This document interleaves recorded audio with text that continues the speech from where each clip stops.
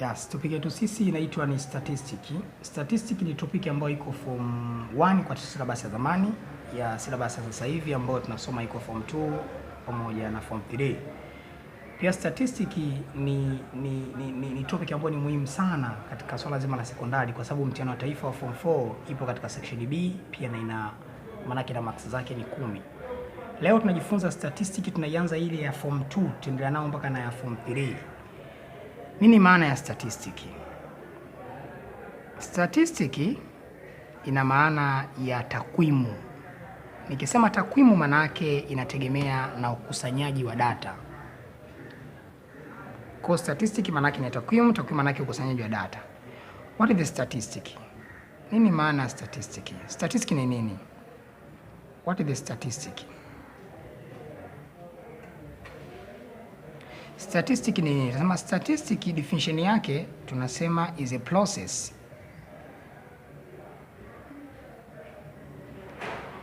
of collecting, summarizing,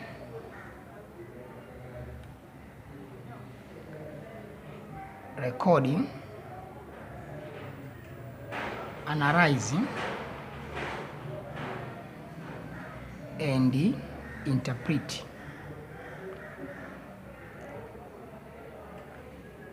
a data, a certain data in a numerical form.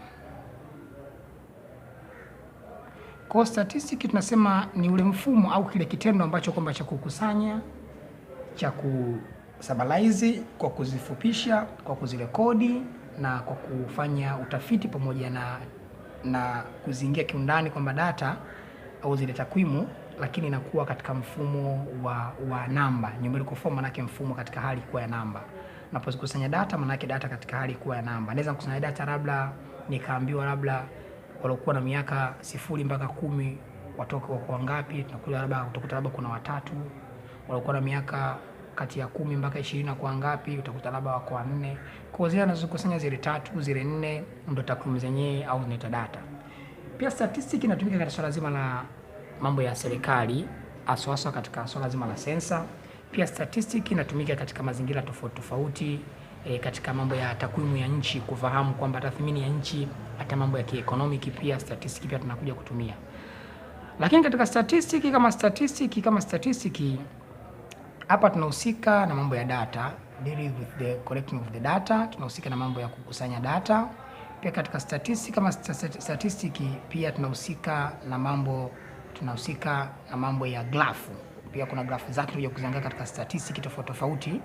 Pia katika statistics pia tunahusika katika statistics katika takwimu na mambo ya calculation. Pia kuna mahesabu yake kwenye statistics. Kwa calculation pia yako mengi mbaya kwenye statistics. Katika statistics nimetaja definition ya kitu kinaitwa data. Nini maana ya data? What the meaning of the data in statistics? Data ni nini? Data tunasema is the information collected. Is the information collected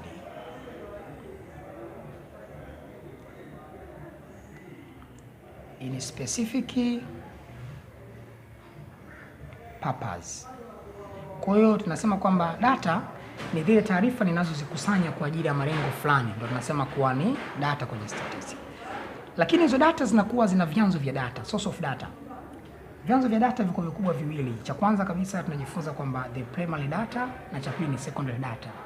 Primary data ni zile data ambazo tunazozikusanya, unafika sehemu husika kabisa katika swala zima la field, unazikusanya zile data kwa mwenyewe kabisa, unakiona, tunafanya interview, tunafanya questionnaire, tunafanya pia observation, tunasema the primary data. Kwa mfano labda mtu atoka hapa anaenda national park, anaenda Mikumi, labda mbuga za wanyama kwenda kuangalia wanyama, au anaenda labda sehemu za historical site, maana yake huyu anafanya kitu kimoja kinaitwa ni primary data, ni source of data. Source of data ya pili tunasema ni secondary source of data. Hiyo ni kwamba ni taarifa madata mnazozikusanya ambao kama zinakuwa zimeshaandaliwa na mtu mwingine, zimewekwa katika hali ya documentary, inaweza katika hali ya magazeti, hali ya vitabu, na mimi nazichukua naziongezea au nazichukua zile kuweza kukamilisha lengo fulani. Hiyo ndio tunasema nini? Tunasema data. Lakini data kama data zimegawanyika katika makundi makubwa mawili. Kuna types of data according to the natural na kuna types of data according to the aims, kutokana na asili, kutokana na malengo gani.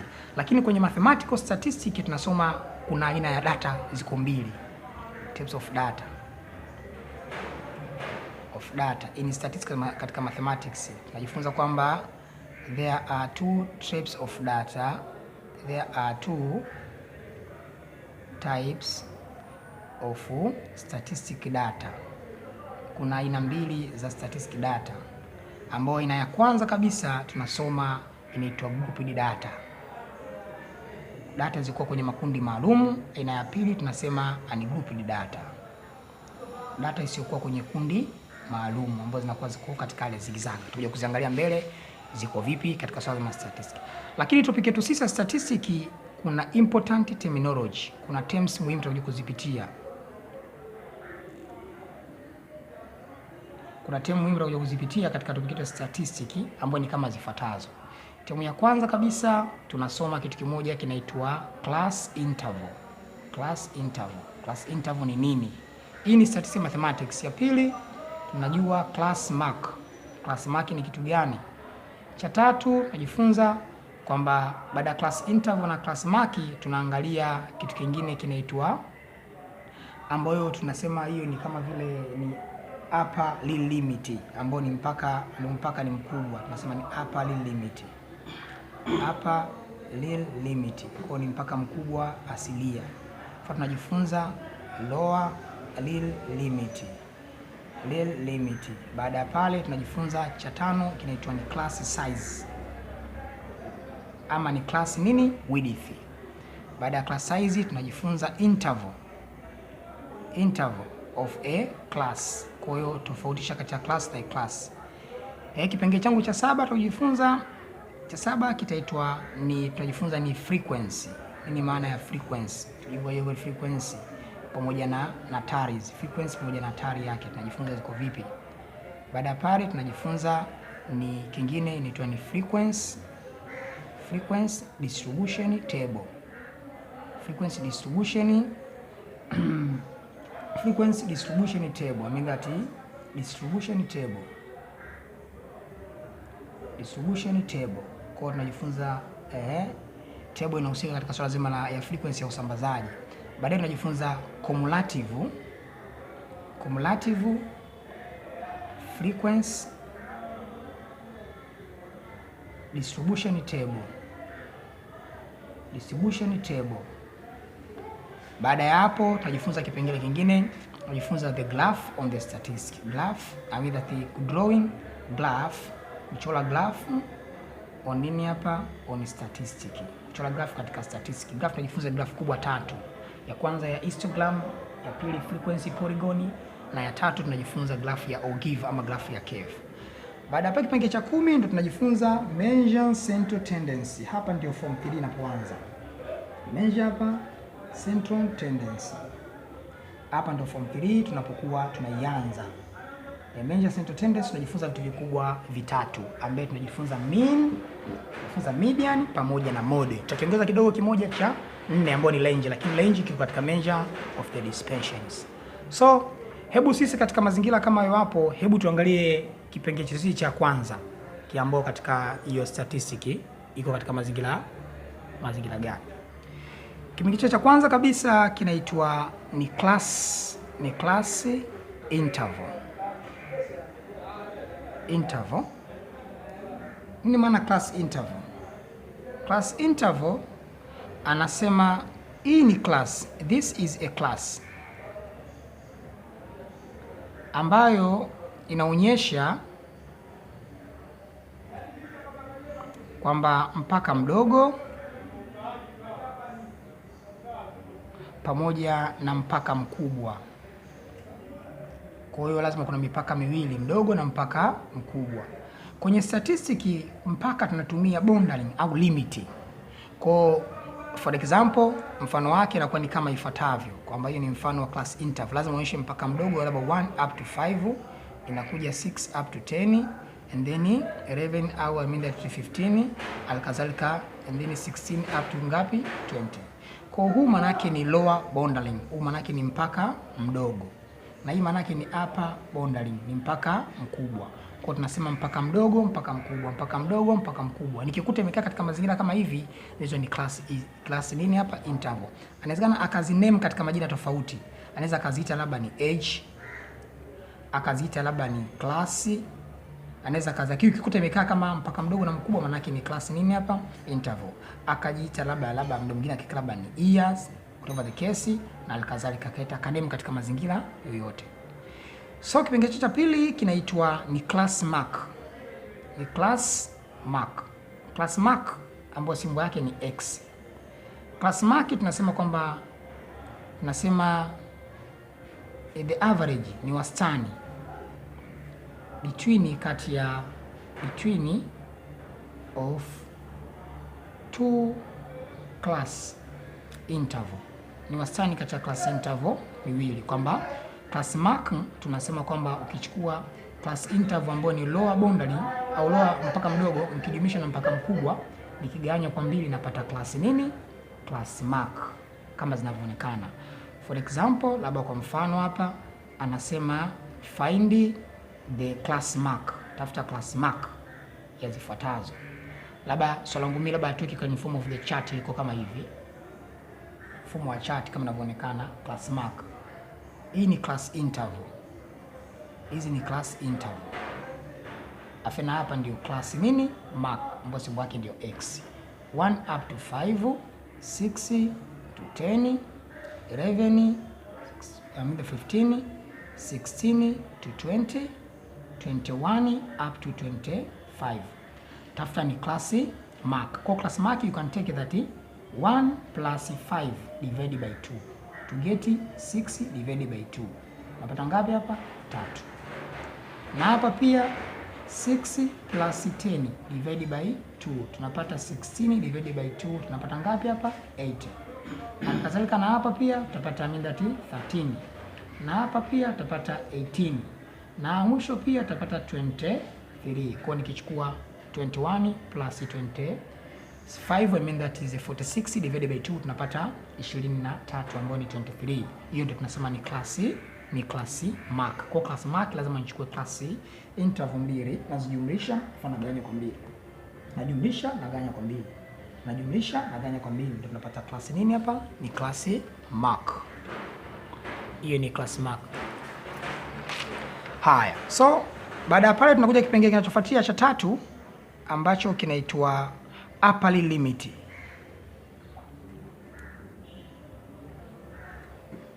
Tunasema kwamba hiyo ni mpaka mkubwa asilia. Upper limit tunasema kwamba is a process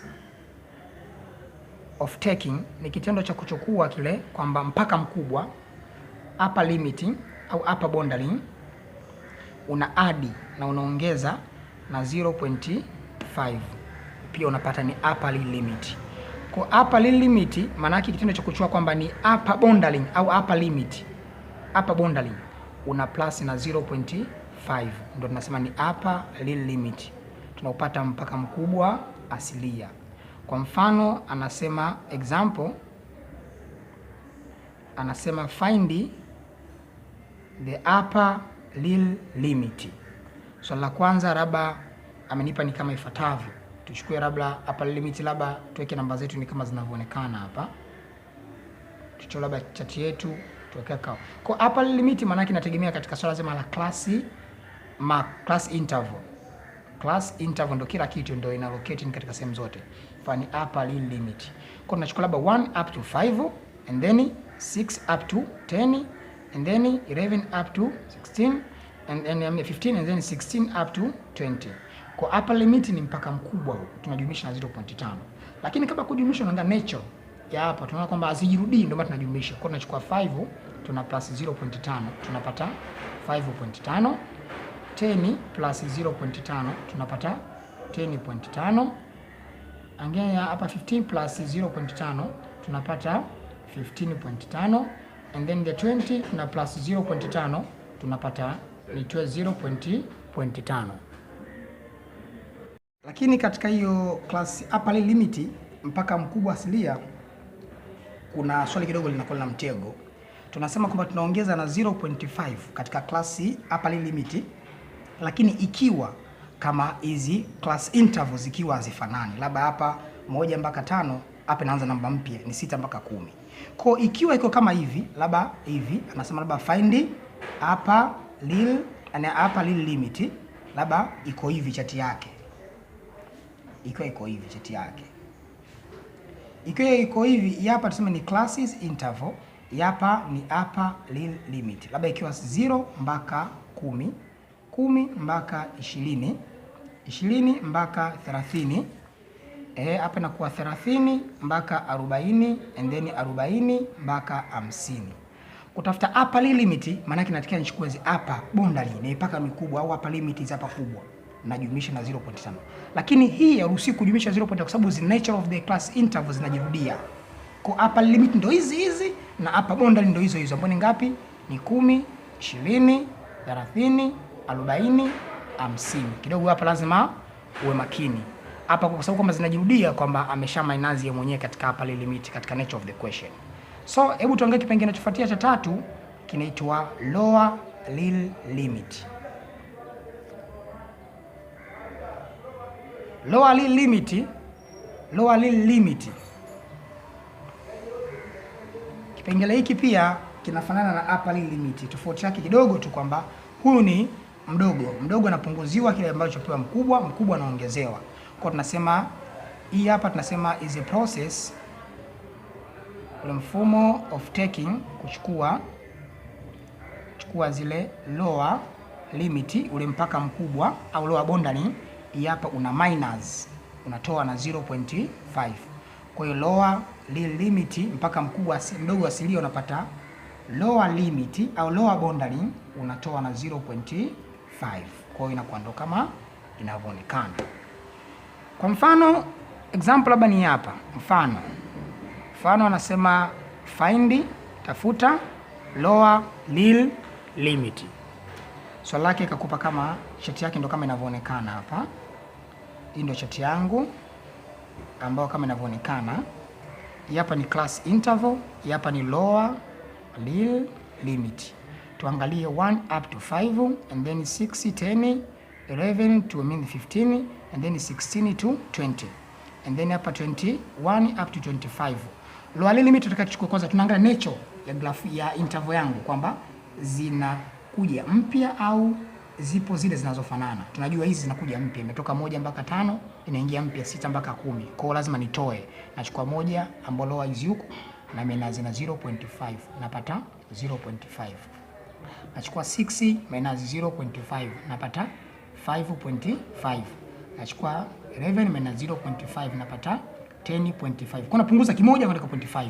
And then inakuwa 16 minus 0.5, napata punguza kimoja na kuwa 15.5.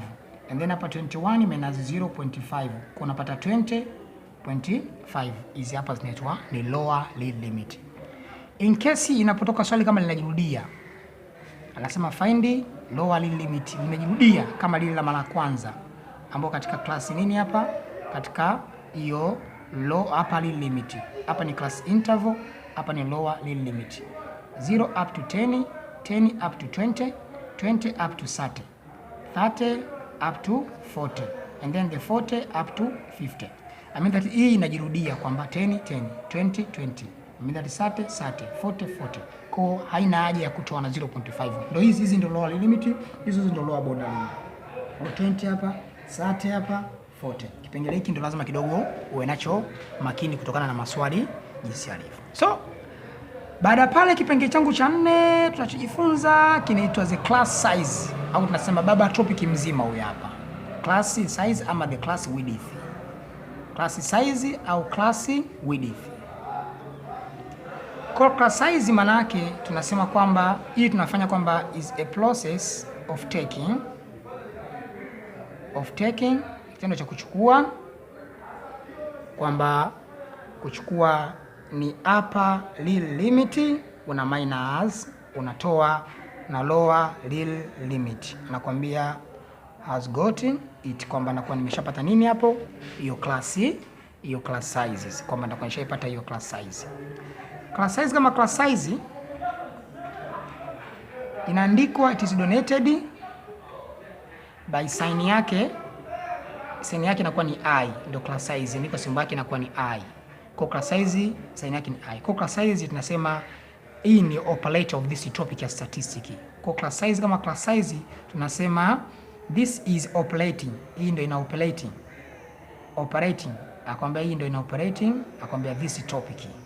Hii ndio ina operate this topic. Asanteni sana, hebu tuangalie next topic au next part hii topic yetu ya statistics.